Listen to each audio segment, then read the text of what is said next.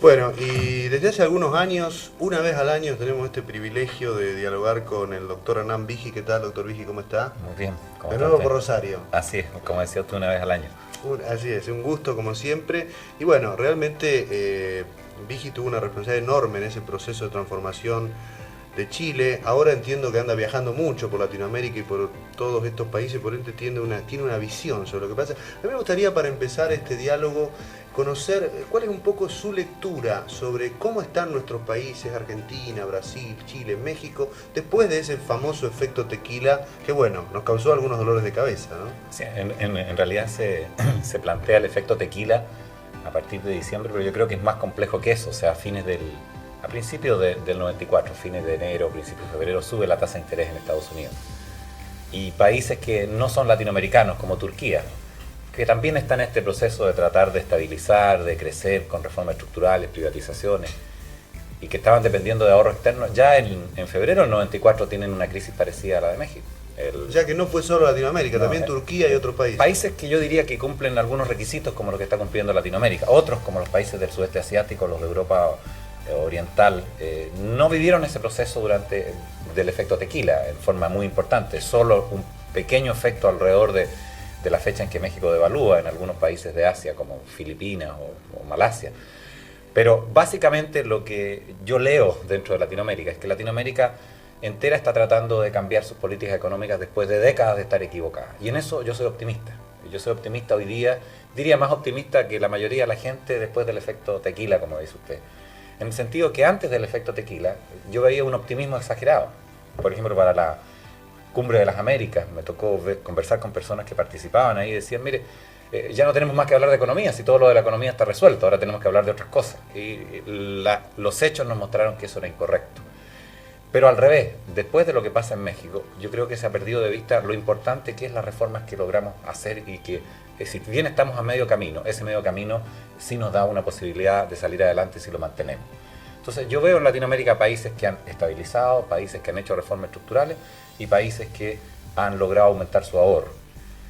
Yo lo escuchaba decir que para usted esos tres aspectos son los fundamentales: estabilizar, hacer las reformas estructurales y aumentar el ahorro. Sí, yo estoy convencido. Esas son las tres claves del crecimiento, digamos. Mire, siempre las simplificaciones son útiles para poder hablar en pocos minutos, pero tienen la desventaja de ser demasiado simplistas.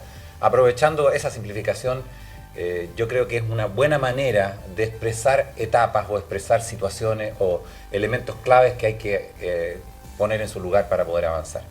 Y usted me preguntaba qué pienso de algunos países latinoamericanos. Yo pienso que hay algunos que han hecho las tres cosas, otros han hecho las primeras dos o una. Las tres cosas Chile nada más. Chile ahora, efectivamente hasta ahora, o sea, yo en esto soy incluso más, creo que hay que mirar las cosas más a largo plazo. Hasta ahora Chile efectivamente ha logrado hacer las tres cosas, después de haber casi fracasado, ¿no es cierto?, a principios de los 80, después de haber estabilizado y estructurado razonablemente la economía, por no haber aumentado el ahorro. Esa es mi perspectiva.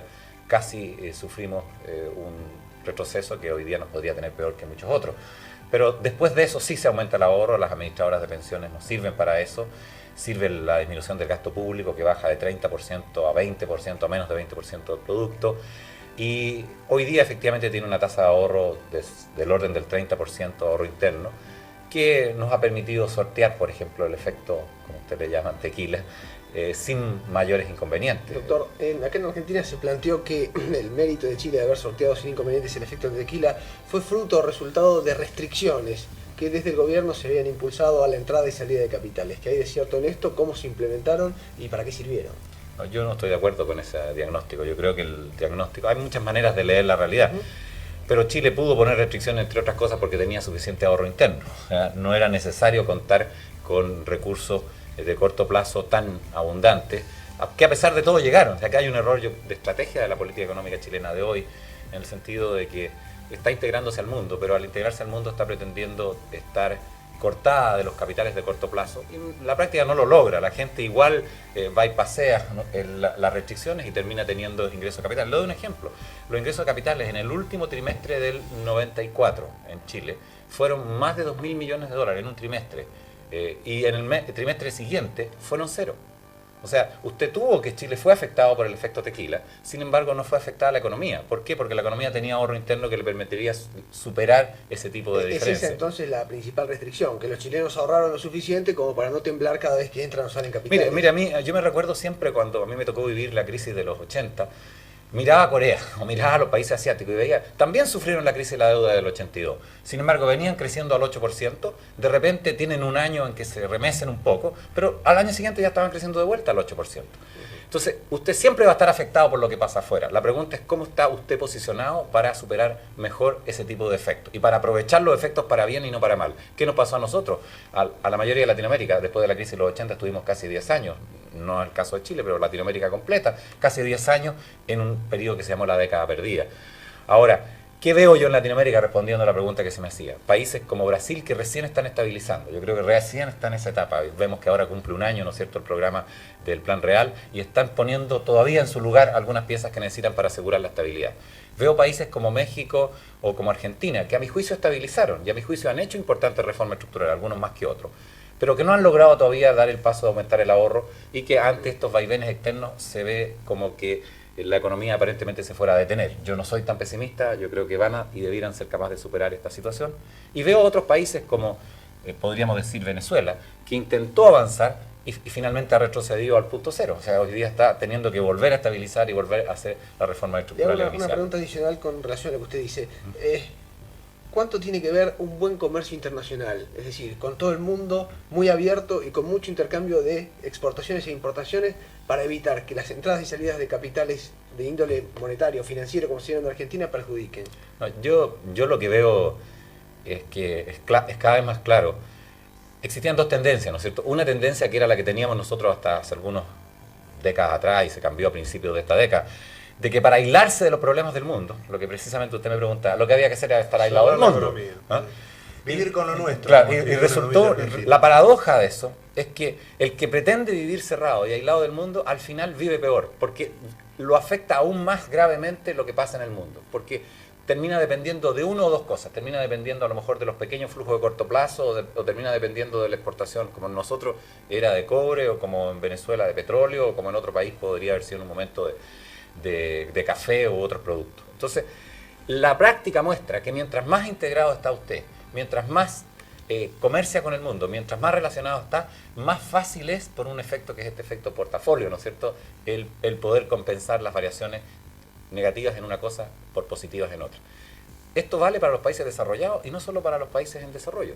Si usted mira, por ejemplo, cuando se desarrolla Japón y Alemania, el crecimiento de las exportaciones de Japón y Alemania fue más del 15 al 17% en volúmenes anuales.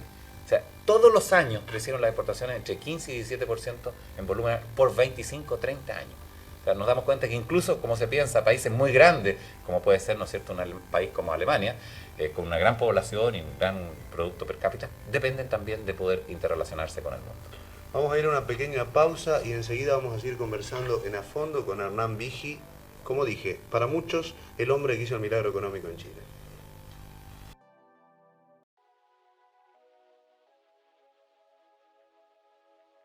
Seguimos conversando con el ex ministro de Hacienda de Chile, Hernán Vigi, y usted sabe que en la Argentina tiene especial influencia lo que pasa en Brasil. Estos días ha habido cupos, devaluaciones. ¿Cómo ve Brasil? Bueno, como mencionaba recién, Brasil está en la etapa de estabilizar. O sea, lleva un año ya el programa del Plan Real, pero no han puesto todavía, como sí creo en Argentina o en México, los elementos tanto de recaudación fiscal, como de gasto fiscal, como de control de salario, que permitan asegurar que la estabilización es adecuada. Y más aún, ustedes lo notan, a partir del Plan Real, Brasil ha tenido un boom muy fuerte de demanda, que recién en los últimos meses, ¿no es cierto?, se ha empezado a moderar, que les benefició a muchas empresas argentinas, ¿no?, pero que no es sostenible. O sea, tasas de crecimiento en algunas áreas industriales de más de 16%, de importaciones que aumentaban a ritmo de 50% comparado en 2 meses con meses del año anterior, son insostenibles. Pasó de un superávit comercial a un déficit importante comercial. Y ojalá Brasil, hay ciertos signos, por ejemplo, que podría seguir un camino equivocado, que es poner cuotas, empezar a hacer restricciones. La manera de controlar eso es con una estabilización adecuada, o sea, que compatibilice lo que es el fisco con las alzas de salario, en vez de entrar en las restricciones que, por ejemplo, siguió Venezuela. ¿Cuál es el camino que va a seguir Brasil? lo vamos a ver en los días que Lo vienen. vamos a hacer próximamente. Vamos a meternos un poquito en la Argentina y para eso vamos a escuchar una opinión del economista Adolfo Sturzenegger. Ya escuchamos algo que dijo la prensa. Vamos a escuchar ahora lo que él opina sobre la reactivación y las posibilidades económicas de Argentina para este año en curso. Vamos a la opinión de Sturzenegger. Interpretado el segundo trimestre. Es un pronóstico difícil. Sabemos que el primer trimestre se mantuvo la actividad. El segundo trimestre, o sea, bajó la actividad. Esto ya hay indicios absolutamente definidos en este sentido. O sea, se está con un nivel de actividad menor al mismo trimestre del año pasado. Aquí, con respecto al segundo semestre, se abren dos perspectivas. Una, que la recuperación comience en el propio tercer trimestre o que se dilate hacia fin de año. Yo todavía no soy del todo optimista en el sentido de una rápida recuperación. Probablemente las expresiones del ministro de una primavera linda, tal vez en mi opinión hoy todavía serían un poquito optimistas o exitistas, pero de cualquier manera hay elementos que indican que deberíamos ir saliendo de la recesión. Yo estos elementos diría que son, primero, que el equipo económico quiere darle gran solidez al programa fiscal, cumplir el convenio con el fondo, y eso debería actuar positivamente sobre la confianza de los operadores. Segundo término, las exportaciones están, como todos sabemos, aumentando a tasas muy altas. Los depósitos en el sistema financiero están recuperándose y tenemos ahora estos indicios positivos de la recaudación tributaria de este mes de junio. Bueno, claro, Sturzenegger marca algunos aspectos que estarían indicando la posibilidad de una recuperación. Cavallo dice que ya se viene la recuperación, es muy optimista. Algunos economistas no están tan convencidos. Me gustaría conocer su opinión en base a la experiencia, lo que vieron ustedes en Chile, si bien son situaciones distintas, ¿no? Sí. ¿Cómo ve usted esta Como usted situación? dice, es totalmente distinto. La situación externa chilena en el momento que nuestra recuperación se inició solo después de una gran caída, ¿no? Solo después de una caída de más de 10%, casi 14% del producto. Yo creo que las condiciones son distintas acá. Aparentemente la situación externa ya se ha revertido. La tasa de interés mundial de largo plazo está bastante más baja, casi tan baja como cuando empezó a subir, ¿no es Eso cierto? nos favorece. Tremendamente. Los precios internacionales, en vez de haber caído, han subido. La disposición de prestar recursos, empujados por el Fondo Monetario, empujados por lo que hizo el gobierno de Estados Unidos con México, volvió. Y por otro lado, tenemos que hubo una reacción interesante y a tiempo, no sé si suficiente, eso lo va a decir la historia, ¿no? Pero a tiempo de parte del gobierno argentino. De modo que la forma tradicional en que reaccionaría un ajuste en una economía como la de ustedes, que tiene esta convertibilidad tipo cambio fijo, es que al faltar los recursos sube violentamente la tasa de interés, se mantiene alta, genera desempleo, genera recesión, genera una quiebra del sistema financiero, una gran dificultad en el sistema financiero. La visión que uno tendría de los datos es que eso ya llegó a su punto más bajo y empezaría a resolverse hacia adelante. Ahora, eso no quiere decir de que las personas estén en el punto más bajo, ¿no es cierto? Alguien que tiene desempleo o que quedó sin empleo, cuando no lo consigue en varios meses, cuando se empieza a desesperar. O sea, el problema político viene después. Claro. Perdón, ¿No? señor Duetti, Walter, usted decía algo que me pareció muy importante, que el golpe, digamos, el golpe social o el efecto social de la desaparición del empleo, de la caída de la actividad, se ve unos meses después. Sí, hay un rezago entre el efecto de uno quedar sin empleo, por ejemplo, por dar un ejemplo de las cosas, o por tener un sueldo que le permite acceder o comprar menos cosas, ¿no? Hay un rezago entre esa situación y el momento de la desesperanza, ¿no? En el momento en que una persona dice, ya llevo cuántos meses empleado y no consigo lo que necesito. Y finalmente ya, si la economía se recupera, o uno finalmente incluso se resigna a un empleo menos adecuado o con remuneraciones menores y se acomoda en la familia. Ese rezago nosotros lo vimos en Chile. El crisis más grande de desempleo fue alrededor del 82, 83, y sin embargo el problema social más grande fue el 84. Doctor, el tema de desempleo naturalmente es crucial en la Argentina y la pregunta que uno se hace es, cuando hubo reactivación del sector público a partir de sus privatizaciones, desempleó gente. En una segunda etapa, el sector privado empieza a hacer sus niveles de ajustes y también va desempleando gente. Ahora las provincias amenazan con desemplear gente y los índices de desempleo, creo yo, en una tendencia, van en suba y parecen no tener freno en la Argentina. ¿Cuál es el freno real al tema del desempleo? ¿Cuándo se reabsorbe la Mire, gente? yo le puedo decir, a mí me tocó asumir con con 18 o 19% de desempleo, más 10% de empleo que estaba disfrazado en programas especiales de las municipalidades y del gobierno. Es desesperante, obviamente es una situación muy, muy crítica. Ahora, la experiencia, no solo en mi país, en muchas partes muestra que finalmente el problema de desempleo se resuelve con crecimiento y con flexibilidad laboral. Tienen que ir las dos cosas juntas. Pero para lograr crecimiento tienen que tener ahorro. Hoy día el ahorro de afuera está más moderado. El crecimiento tiene que venir por el ahorro interno de ustedes y tiene que venir por los aumentos de productividad que ustedes van a poder hacer. Y ahí, a mi juicio, está la parte que yo encuentro más compleja, no tengo la respuesta, que es una cosa de mediano plazo. Les acabo de decir, veo la economía argentina que, dado que las condiciones externas, y ustedes reaccionaron a tiempo, no son tan graves, o se han revertido ya, la crisis de corto plazo estaría, a mi juicio... Pasó el susto, digamos. Exactamente, pasó el susto, pero de mediano plazo, ¿cómo logran seguir creciendo a 7% o 8% promedio anual en los próximos 5 años, que les va a permitir absorber todo el desempleo que tienen, más quizás absorber a mucha gente que está subempleada? Esa es la parte que yo creo que ustedes tienen que responderse. O sea, ¿qué esfuerzo van a seguir haciendo, por ejemplo, en el presupuesto fiscal para no subir gastos o incluso bajarlo? Ahora, claro, esta sería la pregunta y yo le digo por qué. Porque en Argentina parece que mucha gente se pone contenta cuando el presidente Menem anuncia un plan quinquenal impulsado desde el gobierno que promete 330.000 nuevos puestos de empleo. Y esta parece ser la única sensación que hay en el mercado de que alguien puede absorber empleo. Estamos en el buen sentido, que desde el gobierno se trate de absorber desempleados. O sea, lo ideal es que el gobierno reduzca empleados y la economía real genere los empleos. O sea, yo entiendo que el objetivo del programa económico argentino es precisamente eso, o sea, que sea el sector privado el que con su crecimiento en todos los sectores genere el empleo. Ahora, le insisto, con crecimiento económico, que en estas condiciones ustedes van a tener que tener más ahorro para hacerlo. Obviamente la mejoría de productividad van a tener que seguir luchando por ella.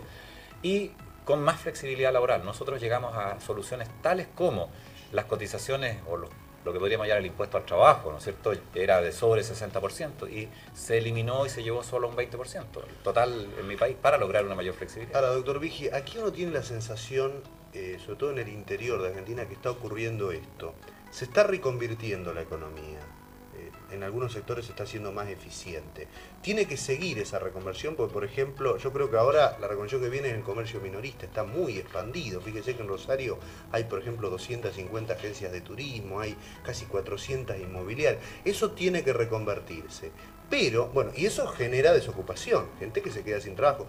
Lo que uno no ve es la aparición simultánea de una cantidad significativa de nuevas empresas, de nuevas fuentes de trabajo. Este proceso es muy lento. ¿Cómo se puede agilizar esto justamente para que el proceso no sea socialmente tan doloroso? ¿Hay alguna forma de hacerlo?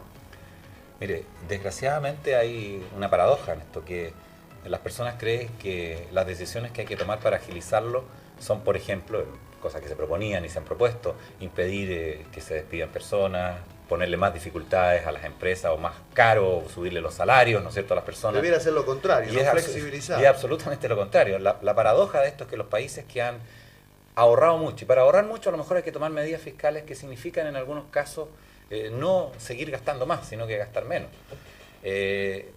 Si usted avanza en dar libertad, yo nunca creo que lo he mencionado en otra oportunidad, en Hong Kong, en la década del 70, un dirigente sindical al cual me tocó acompañar, le preguntó a alguien encargado de los temas laborales en Hong Kong, bueno, ¿y qué hacen ustedes? ¿Cuál es el salario mínimo? ¿Qué es lo que le exigen a los empleadores? Y lo mira y le dice, mire, nosotros tenemos millones de chinos viniendo hacia acá, hacia Hong Kong. Si tuviéramos esas cosas, tendríamos un tremendo desempleo, un problema social enorme. Nosotros lo que hacemos es darle todas las facilidades a las empresas para contratar gente, no al revés, ponerle problemas. Ahora, eso resulta, o sea, en todas partes resulta. Usted mira Europa y compara con Estados Unidos. Europa tiene altas tasas de desempleo, Estados Unidos tiene tasas de desempleo mucho más bajas. Una economía es mucho más flexible en los temas laborales, es mucho más adecuada para permitir contratar personas. Desgraciadamente Estados Unidos ahorra poco. Si ahorrara más no tendría otros problemas que tiene. Doctor Vigi, le agradecemos mucho que nos haya acompañado. Siempre es un gusto realmente hablar con usted porque además creo que de alguna manera las pasó todas en Chile, ¿no? Y venga más de una vez al año, trata de venir 2 o 3 veces para ayudarnos a discernir esta difícil realidad económica que vivimos en la Argentina. A ver si tiene un programa más entretenido, pero no quiero aburrir acá a los rosarinos yo con no, yo creo temas que económicos, realmente ¿no? es muy interesante y sobre todo muy ilustrativo porque no solamente, digamos, analizamos la economía conceptualmente, sino que estamos hablándola, Walter, con una persona que de alguna manera las vivió, ¿no es cierto?